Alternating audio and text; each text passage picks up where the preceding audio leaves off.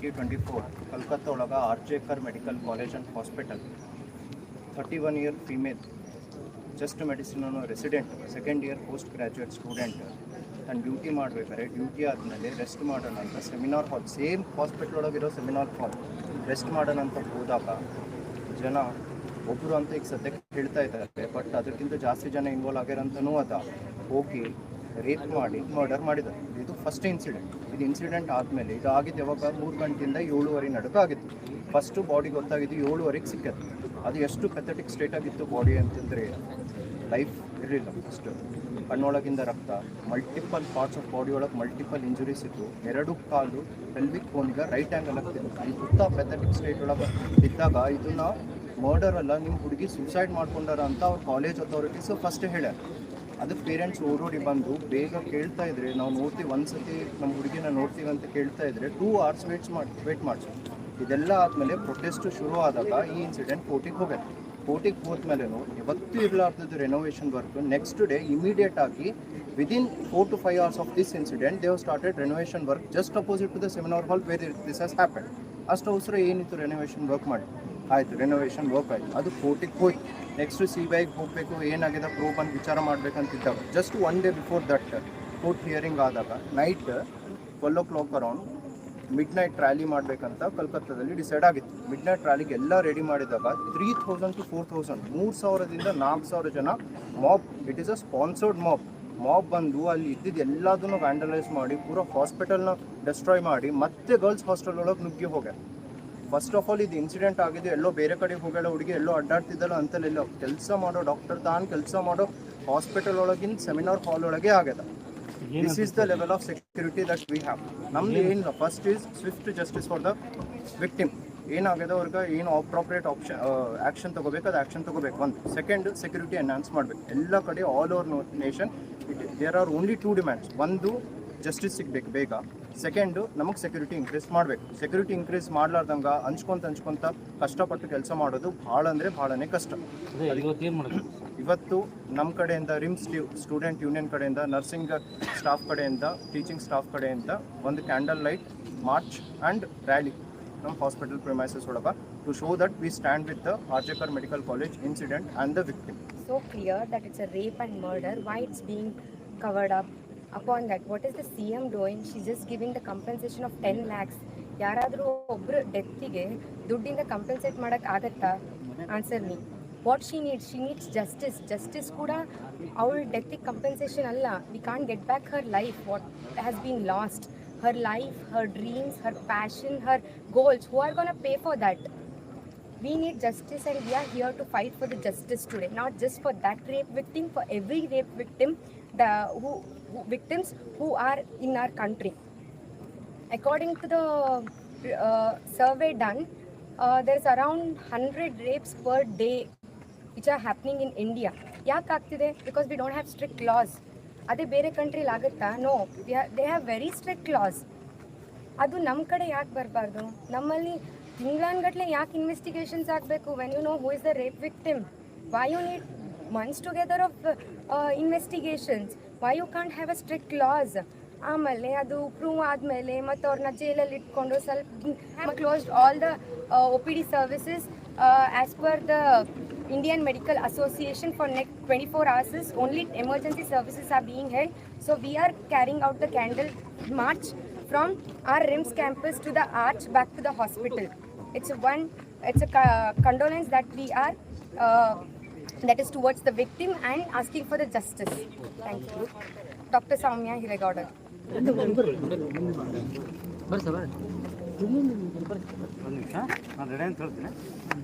Sir ಹೇಳಿ. ಎಲ್ಲರಿಗೂ ನಮಸ್ಕಾರ. ಇವತ್ತು ಏನು ಕಲ್ಕತ್ತಾದಲ್ಲಿ ಆಗಿರೋ ಇನ್ಸಿಡೆಂಟ್ ಬಗ್ಗೆ ಹೇಳಬೇಕಾದ್ರೆ ತುಂಬ ಇದೊಂದು ಅವಮಾನೀಯ ಘಟನೆ. ಈ ಥರ ಘಟನೆಗಳು ಆಗಬಾರ್ದು. ಏಕೆ ಆಗ್ತಾ ಇದ್ದಾವೆ ಅಂತಂದರೆ ಸರ್ಕಾರದ ಹಂತದಲ್ಲಿ ಅಥವಾ ನಮ್ಮ ಆಡಳಿತ ವರ್ಗದಿಂದ ಯಾವುದೇ ರೀತಿಯಿಂದ ಪ್ರೊಟೆಕ್ಷನ್ ಆಗಲಿ ಅಥವಾ ಸಪೋರ್ಟ್ ಆಗಲಿ ಸಿಗದೇ ಇರೋ ಕಾರಣಕ್ಕಾಗಿ ಈ ಥರ ಘಟನೆಗಳು ಪದೇ ಆಗ್ತಾನೆ ಇರ್ತವೆ. ಹಾಗಾಗಿ ನಾವು ನಮ್ಮ ನರ್ಸಿಂಗ್ ಅಸೋಸಿಯೇಷನ್ ಯೂನಿಯನ್ದಿಂದ ನಾವು ಕೂಡ ನಮ್ಮ ಸ್ಟೂಡೆಂಟ್ ಯೂನಿಯನ್ಗೆ ಸಪೋರ್ಟ್ ಮಾಡ್ತಾ ಈ ಒಂದು ಕ್ಯಾಂಡಲ್ ಮಾರ್ಚ್ನಲ್ಲಿ ಪಾಲ್ಗೊಳ್ತಾ ಇದ್ದೀವಿ. ಆ ಥರ ನಮ್ಮ ಅಡ್ಮಿನಿಸ್ಟ್ರೇಷನ್ ವರ್ಗದವ್ರನ್ನೂ ಇದರ ಬಗ್ಗೆ ಸ್ವಲ್ಪ ಗಮನ ಹರಿಸಿ ಸರ್ಕಾರದಲ್ಲಿ ಒತ್ತಡ ತಂದು ಈ ಘಟನೆಗಳನ್ನು ಆಗದೇ ಇರೋ ಹೇಗೆ ಮಾಡಬೇಕಂತಂದ್ರೆ ಯಾವುದಾದ್ರೂ ಮಾಡಿರುವಂಥ ಪ್ರೂಫ್ಗಳು ಸಿಕ್ಕಾದಲ್ಲಿ ಅಂಥ ವ್ಯಕ್ತಿಯನ್ನು ಯಾಕೆ ನಾವು ಸೇವ್ ಮಾಡಬೇಕು, ಯಾಕೆ ಒಂದು ತಿಂಗಳಾನುಗಟ್ಟಲೆ ಅಥವಾ ವಾರಗಟ್ಟಲೆ ನಮ್ಮ ಮೇಡಮ್ ಅವ್ರು ಹೇಳಿದಾಗೆ ಆ ಥರ ಮಾಡಲೇಬಾರ್ದು. ಅದೇ ಇಮಿಡಿಯೇಟಾಗಿ ಅವ್ರಿಗೆ ಏನಾದರೂ ಶಿಕ್ಷೆ ಕೊಟ್ಟರೆ ಆ ಪಬ್ಲಿಕ್ಕಲ್ಲಿ ಅವ್ರಿಗೆ ಶಿಕ್ಷೆ ಕೊಡಬೇಕು. ಅದಾದರೆ ಒಂದು ಭಯ ಹುಟ್ಟುತ್ತೆ. ಭಯ ಹುಟ್ಟಿಸ್ಬೇಕಾಗಿದೆ ನಾವು ಬರೀ ಪ್ರೊಟೆಕ್ಷನ್ ಮಾಡೋದಲ್ಲ, ಅವ್ರಿಗೆ ಒಂದು ಭಯ ಹುಟ್ಟಿಸ್ಬೇಕು. ಇದ್ರ ಬಗ್ಗೆ ಅವೇರ್ನೆಸ್ ಬರಬೇಕು. ಈ ಥರ ನಾವು ಮಾಡಿದರೆ ಅವ್ರಿಗೆ ಯಾವುದೇ ಒಂದು ಕಠಿಣ ಶಿಕ್ಷೆ ಆಗ್ತಾ ಇದೆ ನಮ್ಮ ಕಂಟ್ರಿಯಲ್ಲಿ ಅನ್ನೋದೊಂದು ಏನಾದರೂ ತಿಳುವಳಿಕೆ ಮಾಡಿಕೊಟ್ರೆ ಈ ಥರ ಘಟನೆಗಳು ಆಗದೆ ತಡೆಯುವ ಹಾಗೆ ಮಾಡ್ಬೋದು ಅಂತ ಹೇಳ್ತಾ, ನಾವು ಒಂದು ಯೂನಿಯನ್ ಕಡೆಯಿಂದ, ನಮ್ಮ ನರ್ಸಿಂಗ್ ಅಸೋಸಿಯೇಷನ್ ಯೂನಿಯನ್ ಕಡೆಯಿಂದ ಹಾಗೂ ನಮ್ಮ ನರ್ಸಿಂಗ್ ಕಾಲೇಜ್ ಕಡೆಯಿಂದ ನಾವು ಈ ಒಂದು ಮಾರ್ಚ್ ಪಾಸ್ಟ್ನಲ್ಲಿ ಪಾಲ್ಗೊಂಡು ಅವರಿಗೆ ಸಪೋರ್ಟನ್ನು ನೀಡ್ತಾ ಇದ್ದೀವಿ ಅಂತ ಹೇಳ್ತಾ ಒಂದೆರಡು ಮಾತುಗಳು sir.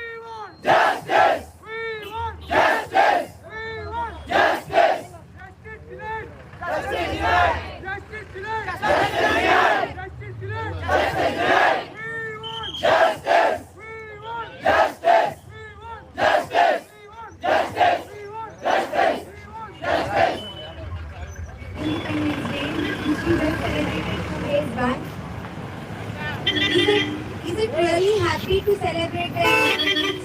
I don't know what is so happy about this independence. Rather, I feel this Independence Day shouldn't have been celebrated and it should have been celebrated as a Black Day for the India. We just had encountered, we want justice for every girl who is raped and murdered. This is very common Mamata Banerjee doing. She's just compensating the loss of someone's life by 10 lakhs. Is the money a compensation for her life, for her dreams? No, not at all. We need justice. Even the justice is not the right compensation. We can't get back the life that is lost. Can anybody even give a thought or imagine what might have happened, what she might have gone through that night? So many girls out there are going through this. Why were we not getting justice for this? This is not just for the girl, as I said. We need strict laws for everyone out there. We don't want any more rapes and murders in this country. Why is it so scary for the girls to go out at night? Why can boys go with all the liberty? Is the independence mean that freedom to rape and murder a girl? Why there is no freedom for the women, for the girls? What did Mahatma Gandhi ji say? The freedom is when a girl can walk on a road at night freely. We need freedom in the form of every guy in this country should be scared of the laws. Only then we can achieve the freedom. Otherwise, there can be no freedom at all. Only when somebody is scared of the law, they can keep quiet. Otherwise, there are n number of rapes going on. What do they want to prove?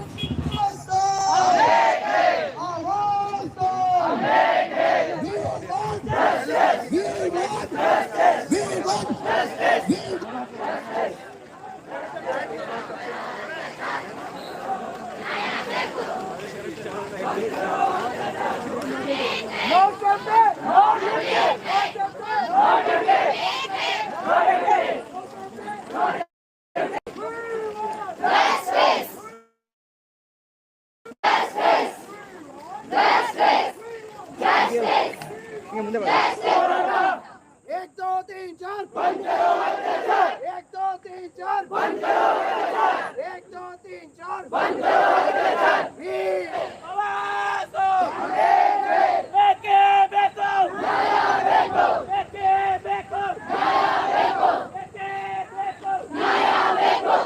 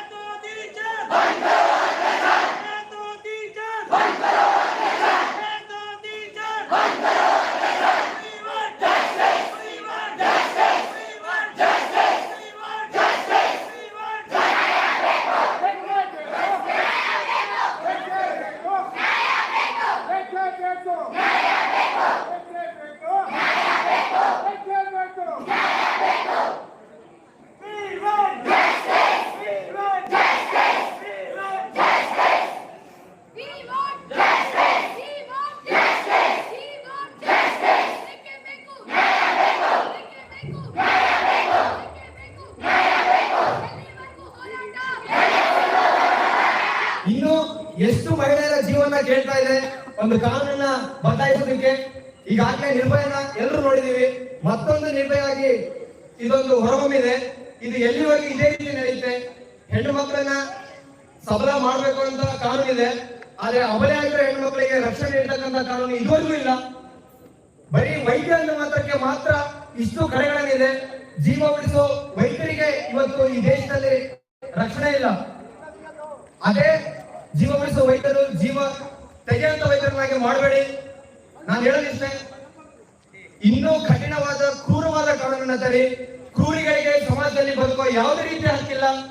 ಹೆಣ್ಣನ್ನ ಯಾರು ಗೌರವಿಸೋದಿಲ್ಲ, ಅಂತವರೆಲ್ಲನ್ನ ನಡು ರಸ್ತೆಯಲ್ಲಿ ಗಲ್ಲಿಗೆ ಎಸೆದು ತಪ್ಪಾಗೋದಿಲ್ಲ. ಇದನ್ನೇ ನಮ್ಮ ಪೂರ್ವಜರು ಹೇಳಿದ್ದು, ಭಗವದ್ಗೀತೆಯಲ್ಲಿ ಹೇಳಿದ್ದು ಇದನ್ನೇ. ಒಬ್ಬ ಹೆಣ್ಣಿಗೋಸ್ಕರ ಇಡೀ ಲಂಕೆ ಸುಟ್ಟ ಚರಿತ್ರೆ ನಮ್ದು. ಒಬ್ಬ ಹೆಣ್ಣಿಗೋಸ್ಕರ 18 ದಿನ ಮಾಡಿರೋ ಮಹಾಭಾರತ ನಡೆದಂತ ಭೂಮಿ ಇದು.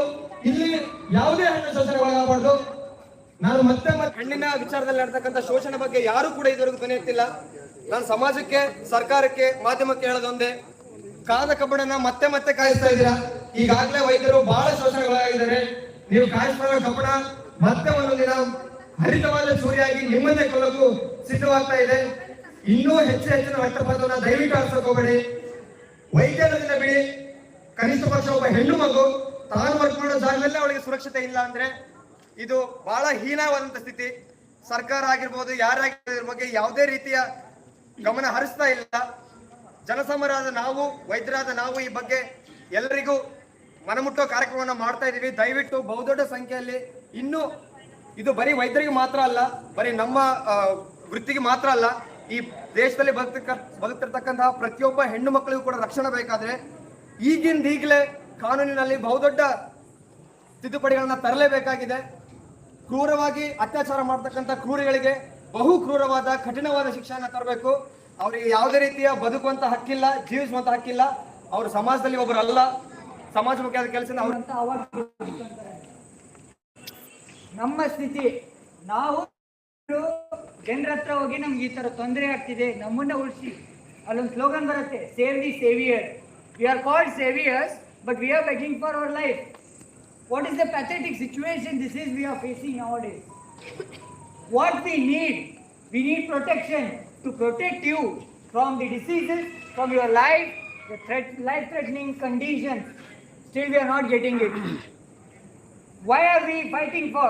I know there are so many laws being amended. There are laws on the paper. ಒಂದು ಕಾಗದದ ಹಾಳಿ ಮೇಲೆ ಕಪ್ಪು ಅಕ್ಷರಗಳನ್ನು ಬರೆದ್ರೆ ಅದು ಎಲ್ರಿಗೂ ಜನಸಾಮಾನ್ಯರಿಗೆ ಗೊತ್ತಾಗಲ್ಲ. ಇದಾವೆ ಲಾಸ್, ಇದಾವೆ, ನಮ್ಮ ಪ್ರೊಟೆಕ್ಷನ್ ಸಾಕಷ್ಟು ಇದಾವೆ. ಎಷ್ಟು ಜನಕ್ಕೆ ಗೊತ್ತು? ಯಾವನಾದ್ರೂ ಒಬ್ಬ ಸೈಕೋಪ್ಯಾಥ್, ರೇಪಿಸ್ಟ್ ನನ್ನ ಮಕ್ಕಳು ಓದ್ಬಿಟ್ಟು ಬರಲ್ಲ. ಇವತ್ತು ಇವ್ರಿಗೆ ರೇಪ್ ಮಾಡಬೇಕು, ಇವ್ರನ್ನ ಹತ್ಯೆ ಮಾಡಬೇಕು, ಈ ರೂಲ್ಸ್ ಏನಿದೆ ಅಂತ ಮಾಡಲ್ಲ ಯಾರು. They come, they do it. ಆಮೇಲೆ ಶಿಕ್ಷೆ ಆದಮೇಲೆ ಕೆಲವೊಂದು ಜನರಿಗೆ ಯಾರು ಮಾಧ್ಯಮಕ್ಕೆ ಹತ್ರ ಇದ್ದಾರೆ ಅವ್ರಿಗೆ ಗೊತ್ತಾಗತ್ತೆ. ಎಷ್ಟೋ ಜನರಿಗೆ ಅದ್ರ ಬಗ್ಗೆ ಅರಿವೇ ಇಲ್ಲ. ಎಷ್ಟು ಲಾಸ್ ಇದಾವೆ ಗೊತ್ತಾ? There are several laws in the court, there are several laws in the constitution. ಎಷ್ಟು ಜನಕ್ಕೆ ಗೊತ್ತಿದೆ? ನಮ್ಮಲ್ಲೇ ಎಷ್ಟು ಜನರಿಗೆ ಗೊತ್ತಿಲ್ಲ. ಅದರಿಂದ ಏನು ಬರಲ್ಲ, ಇದು ಜನರಿಗೆ ಮುಟ್ಬೇಕು. ಇವಾಗ ಯಾವಾಗ ಕೇಳಿದ್ರೆ ಸದ್ಯಕ್ಕೆ ಪ್ಯಾರಾಸಿಟಮೋಲ್ ಅಂತ ಅಂದ್ರೆ ಹಳ್ಳಿಯಲ್ಲೂ ಕೆಲವೊಂದು ಜನ ಹೇಳ್ತಾರೆ, ಇಲ್ಲ ನಾವು ಪೇನ್ ಇದ್ರೆ ಜ್ವರ ಇದ್ರೆ ತಗೊಂತೀವಿ ಅಂತ. ಆ ಅವೇರ್ನೆಸ್ ಎಲ್ಲಿಂದ ಬಂತು? ಇದಕ್ಕೆ ಯಾಕಿಲ್ಲ ಅವೇರ್ನೆಸ್? ಯಾಕಂದ್ರೆ ನಾವು ಅದನ್ನ ಅಡ್ವರ್ಟೈಸ್ ಮಾಡಲ್ಲ. ಪ್ರೊಟೆಕ್ಷನ್ಗೆ ಅಂತ ನಮಗಾಗಿ ಯಾವ್ದು ರಕ್ಷಣೆ ಇದೆ ಅಂತ ನಾವು ಅಡ್ವರ್ಟೈಸ್ ಮಾಡಿಲ್ಲ. ಈ ಸಮಾಜದಲ್ಲಿ ನಾವು ಯಾವ್ದು ಅಡ್ವರ್ಟೈಸ್ ಮಾಡ್ತೀವೋ, ಯಾವುದನ್ನ ಪ್ರಸಾರ ಮಾಡ್ತೀವೋ ಅದು ಮಾತ್ರ ಕಾಣಿಸುತ್ತೆ. ನೀವು ಮಾಡೋ ಕೆಲಸ ಯಾರು ನೋಡ್ತಿಲ್ಲ ಇಲ್ಲಿ. ಹೌದು, ನಾಳೆ ದಿನ ಸ್ವಲ್ಪ ನೀವು ಏನಾದ್ರು ಟ್ರೀಟ್ಮೆಂಟ್ ಕೊಡೋದು ಲೇಟ್ ಮಾಡಿದ್ರೆ ನಿಮ್ಮನ್ನೇ ಹೊಡಿತಾರೆ. ಲಕ್ನೋದಲ್ಲಿ ಎಲ್ಲೋ ರ್ಯಾಲಿ ನಡೆದಿರುವಾಗ ನಿಮಗೂ ಇದೇ ರೀತಿ ಆಗಬೇಕು ಅಂತ ಜನ ಹೇಳಿದ್ರಂತೆ. ಓ ನಿಜ ಇದೆ, ಯಾಕಂದ್ರೆ ನ್ಯೂಸಲ್ಲಿ ಬಂದಿದೆ. ಹೌದಾ, ಮಾಧ್ಯಮದಿಂದನೇ ನಮಗೆ ಗೊತ್ತಾಗಿದ್ದು. ಯಾವ ಮೆಂಟಾಲಿಟಿಯಿಂದ ಹೇಳ್ತಿದ್ದಾರೆ ಜನ. ಒಬ್ಬಳಲ್ಲಿ ರೇಪ್ ಆಗಿದೆ, ಮರ್ಡರ್ ಆಗಿದೆ, ಅವಳ ಬಗ್ಗೆ ನಾವು ಕರುಣೆಯಿಂದ ಒಂದು ಯಾವುದೋ ಪ್ರೊಟೆಸ್ಟ್ ಮಾಡ್ತಿದೆ ಅಂದ್ರೆ ಜನ ಏನು ಹೇಳ್ತಿದ್ದಾರೆ? ನಿಮಗೂ ಇದೇ ರೀತಿ ಆಗಬೇಕು ಅಂತ. ಇದಾ ನಮ್ಮ ಮೆಂಟಾಲಿಟಿ. ನಾವು ಆ್ಯಸ್ ಎ ಡಾಕ್ಟರ್ಸ್ ಅಲ್ಲ, ಆ್ಯಸ್ ಎ ಇಂಡಿವಿಜುವಲ್ಸ್. ಇಲ್ಲಿ ನಮ್ಮ ತಂಗಿ ಇರ್ಬೋದು, ನಮ್ಮ ಅಕ್ಕ ಇರ್ಬೋದು, ಹೌದಾ, ನಮ್ಮ ತಂದೆ, ನಮ್ಮ ತಾಯಿ, ನಮ್ಮ ರಿಲೇಟಿವ್ಸ್, ಶುಶ್ರೂಷಕ ಸಿಬ್ಬಂದಿಗಳಿದ್ದಾರೆ, ವೈದ್ಯರಿದ್ದಾರೆ, ಕಲಿಯೋ ವಿದ್ಯಾರ್ಥಿಗಳಿದ್ದಾರೆ, ಎಲ್ಲರೂ ಶೋಷಣೆಗೊಳಗಾಗ್ತಿದ್ದಾರೆ. ಇದು ಯಾಕೆ ಬೆಳಕಿಗೆ ಬರ್ತಿಲ್ಲ? ಯಾಕಂತಂದ್ರೆ ನಾವು ಶಿಕ್ಷೆ ಕೊಡಿಸೇ ಇಲ್ಲ. ಅವ್ರಿಗೆ ಶಿಕ್ಷೆ ಆಗತ್ತೆ ಅಂತ ಅವ್ರಿಗೆ ಅರಿವೇ ಇಲ್ಲ. ಒಂದು ಕ್ರೈಮ್ ಮಾಡಿದ್ಮೇಲೆ ಗೊತ್ತಾಗತ್ತೆ ಅವ್ರಿಗೆ ಇದಕ್ಕೊಂದು ಶಿಕ್ಷೆ ಇದೆ ಅಂತ.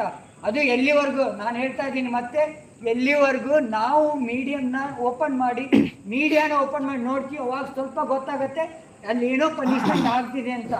10ರಲ್ಲಿ 8 ಜನಕ್ಕೆ ಗೊತ್ತಿಲ್ಲ ಏನು ಪನಿಷ್ಮೆಂಟ್ ಇರುತ್ತೆ ಯಾವ ಅಫೆನ್ಸ್ಗೆ ಅಂತ. ಇದು ಕೆಲಸ ಯಾರ್ದು? ಅವೇರ್ನೆಸ್ ಸ್ಪ್ರೆಡ್ ಮಾಡೋರು ಯಾರು? ನಾವೇ ಮಾಡಬೇಕು. ನಮ್ಮ ಮೇಲೆ ಹಲ್ಲೆ ಆಗ್ತಿದೆ ಅಂತ ನಾವೇ ಸ್ಪ್ರೆಡ್ ಮಾಡಬೇಕು. ನಮಗೆ ರಕ್ಷಣೆ ಬೇಕು ಅಂತ ನಾವೇ ಹಲ್ಲೆ ಆಗಿದ್ದ ಬಗ್ಗೆ ನಾವೇ ಪ್ರಸಾರ ಮಾಡಬೇಕು, ಮತ್ತೆ ನಾವೇ ಸ್ಟ್ರೈಕ್ ನಿಲ್ಲಬೇಕು. ಇವತ್ತಿನ ದಿನ ನಾವು ಪರ್ಮಿಷನ್ ಕೊಡ್ತಾರಾ? ಗೌರ್ಮೆಂಟ್ ನಾವು ಪರ್ಮಿಷನ್ ಕೊಡುತ್ತಾ ಸ್ಟ್ರೈಕ್ ಮಾಡಲಿಕ್ಕೆ? ಹೌದು, ರೋಡ್ ಮೇಲೆ ಹೋಗಿ ನಾವು ಯಾರಿಗಾದ್ರೂ ಅಡಚಣೆ ಮಾಡಿದ್ರೆ ನಮ್ಮ ಸಪೋರ್ಟ್ ಯಾರಾದ್ರೂ ನಿಲ್ತಾರ? ಯಾರು ನಿಲ್ಲಲ್ಲ. ಸೊ ಇವತ್ತಿನಿಂದ ಒಂದು ತರ ಇಟ್ಕೊಳ್ಳಿ, ಅವೇರ್ನೆಸ್ ಕ್ರಿಯೇಟ್ ಮಾಡಿ. ಓಕೆ, ಸಾಮಾಜಿಕ ಹಂತದಲ್ಲಿ ಒಂದು ಹಳ್ಳಿಯಲ್ಲೂ ಈ ತರ ಲಾಸ್ ಇದಾವೆ, ಈ ತರ ಆಕ್ಟ್ಗಳಿದಾವೆ, ವೈದ್ಯರು ನಮಗೋಸ್ಕರ ಕೆಲಸ ಮಾಡ್ತಿದ್ದಾರೆ. ನೀವು 108 ಎಲಿಗೇಷನ್ಸ್ ಇರ್ಬೋದು, ಜನ ಹೇಳ್ತಾರೆ ವೈದ್ಯರು ಸರಿಯಾಗಿ ಟ್ರೀಟ್ಮೆಂಟ್ ಕೊಡಲ್ಲ, ಅಷ್ಟು ಫೀಸ್ ತಗೊಂತಾರೆ, ಇಷ್ಟು ಫೀಸ್ ತಗೊಂತಾರೆ. ವೈದ್ಯರು ಟ್ರೀಟ್ಮೆಂಟ್ ಕೊಡ್ದೇನೆ ನಿಮ್ಮ ಡಿಸೀಸಸ್ ಕ್ಯೂರ್ ಆಗಿದಾವ? ಯಾರ್ದು ಆಗಿಲ್ಲ. ಅರ್ಥ ಮಾಡ್ಕೋಬೇಕು ಜನ ಅದನ್ನ. ಆ ಜನ ಅರ್ಥ ಮಾಡ್ಕೋಬೇಕಂದ್ರೆ ನಾವು ಇಲ್ಲಿಂದ ಆಗಲ್ಲ. ಕರೆಕ್ಟಾಗಿ ಹೇಳಿದ್ರು, ಮೀಡಿಯಾದಲ್ಲಿ ಕರೆಕ್ಟಾಗಿ ಹೇಳಿದ್ರು, ಇಲ್ಲಿ ಅಂದ್ರೆ ಗೊತ್ತಾಗಲ್ಲ. ಹೌದು, ನೀವೇನು ಮಾಡ್ತಿದ್ದೀರಾ? ಆಸ್ ಎ ಇಂಡಿವಿಜುವಲ್ ನಮ್ಮ ಪಾರ್ಟ್ ಏನು? We should stand in the colonies, on the streets and say that this is for you people. It is not for doctors community, it is not for nurses community, it is not for healthcare workers. It is for every individual who is being murdered, who is being molested. Okay, we have to protect our girls, we have to protect our women. Who will protect them if not us? Who will take the initiative if it's not us? Okay, why we think they will do? Why should be? ಯಾವುದೋ ಒಂದು ಕಾರ್ನರಲ್ಲಿ ಆಗಿದೆ, ನಾವು ಯಾಕೆ ತಲೆ ಕೆಡ್ಸ್ಕೋಬೇಕು? ಇಲ್ಲಿ ನಾವು ಮಾಡಿದ್ದು ಯಾರು ಕೇಳಿಸ್ಕೊಂತಾರೆ? ಇಲ್ಲಿ ಕೇಳಿ, ನೀವು ಮಾಡಿದ್ದೀನ ನಿಮ್ಮ ಪಕ್ಕದವ್ರು ಕೇಳಿಸ್ಕೊಂಡ್ರು ಅದನ್ನ ನಿಮಗೊಂದು ಏನೋ ಕಳಿಸ್ದಂಗೆ. ಒಬ್ಬ ಕೇಳಿಸ್ಕೊಂಡ 10 ಜನಕ್ಕೆ ಹೇಳ್ತಾನೆ. That is what media is all about. Media is not just YouTube, media is not just Facebook, media is one to one conversation also. ನೀನು ಒಬ್ಬನ ಅವೇರ್ ಮಾಡು, ಅವನು ಮತ್ತೊಬ್ಬನಿಗೆ ಹೇಳ್ತಾನೆ. They will get to know about it. Spread the awareness. Stand with each other. ಒಬ್ಬರು ಯಾವುದೇ ಮೂಲೆಯಲ್ಲಿ ಯಾವುದೇ staff ಆಗಿರಲಿ, ನಾನು ಹೇಳ್ತಿಲ್ಲ ಡಾಕ್ಟರ್ ಅಂತ ಹೇಳ್ತಿಲ್ಲ, ನರ್ಸ್ ಅಂತ ಹೇಳ್ತಿಲ್ಲ, ವಾರ್ಡ್ ಬಾಯ್ ಅಂತ ಹೇಳ್ತಿಲ್ಲ, ಯಾವುದೇ ಕಮ್ಯುನಿಟಿ ಆಗಲಿ, ಯಾವುದೇ ಕೆಡರ್ ಆಗಲಿ, ಏನಾದರೂ ಶೋಷಣೆ ಆಗಿದೆನಾ ಅವ್ರ ಜೊತೆ ನಿಂತ್ಕೊಳ್ಳಿ. ನಿಮ್ಗೆ ಗೊತ್ತಿರುತ್ತೆ. ಪರಿಶೀಲನೆ ಆಗಲಿ, ಶಿಕ್ಷೆ ಆಗಲಿ, ಬಟ್ ನೀವು ನಿಂತ್ಕೊಳ್ಳದೆ ಇದ್ದರೆ ಅದು ಹಂಗೆ ಮುಚ್ಚೋಗುತ್ತೆ. I am not against the institute, I am not against the government. I am against myself, I am against ourselves, because we are keeping quiet. The whole world is blind nowadays. So, let's take a pledge that we don't tolerate it anymore. There is no tolerance anymore. We should stand by ourselves. We should support our communities. Okay? This is what? This is not good evening or something. It is for condolence for one of our beloved professionals. Okay, this is today, that's her. We got to know there are many people getting affected like this. Some are being molested, some are being raped only because she was killed and it is being published. We got to know. Do you know how many of them are going into this every day? There are many types of harassment going on. Just have a word against it. Have your own community. Have the unity. Don't think about myself and I. Think about we and ourselves. If it's we can do it. If it's I can't do anything. Remember that this is the pledge for the day. We have to stand for ourselves and our communities. Chest physicians were much more vulnerable. Having worked in that COVID era, knowing the risks associated with that, she took that and she was treating that patient. Who knows, if she was alive, one day she might have been the greatest, just evaporated. And where does this happen? This happened in the very hospital. Imagine sending your friend to the hospital, having the last call with her, telling that tomorrow we will meet and you do not see her forever. This is a reality. This is not some imagination. This is a reality, and this has happened right in the hospital. We all know how many people will be there at casualty at night. So many staffs are there, so many patients are there, apparently so many security is also there. And yet such an incident can occur in the same hospital. Imagine the safety of workplace elsewhere in India. If hospital is not a safe place for women to work, no place in India is safe for her to work.